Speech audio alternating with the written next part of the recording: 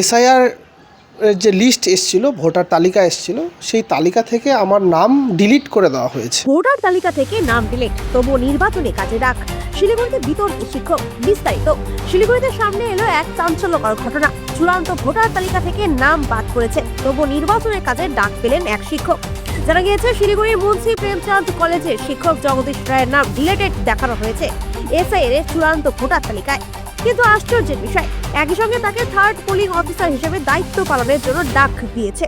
এই ঘটনাকে ঘিরে ইতিমধ্যেই শুরু হয়েছে রাজনৈতিক চর্চা। প্রশ্ন উঠছে, যার নিচের ভোটাধিকারই নেই তাকে কিভাবে নির্বাচনের মতো গুরুত্বপূর্ণ দায়িত্বে নিযুক্ত করা হচ্ছে। এদিকে জগদীশ রায় নিজেও এই ঘটনায় উদ্বেগ ও ক্ষোভ প্রকাশ করেছেন। আগামী রবিবার তার প্রশিক্ষণ থাকার কথা থাকলেও তিনি যাবেন কি যাবেন না তা নিয়ে দোলাচলে রয়েছেন। পুরো ঘটনায় প্রশাসনিক গাফিলতি নাকি অন্য কোনো কারণ, তা নিয়ে উঠছে নানা প্রশ্ন।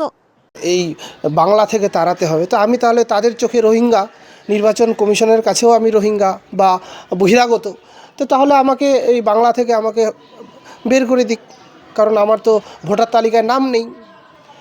তার পাশাপাশি ভোটার তালিকায় নাম নেই, ঠিক আছে, এইবার তারপরে আমাকে আবার সেই নির্বাচন কমিশনই আমাকে আবার চিঠি করেছে যে ভোট নিতে যেতে হবে।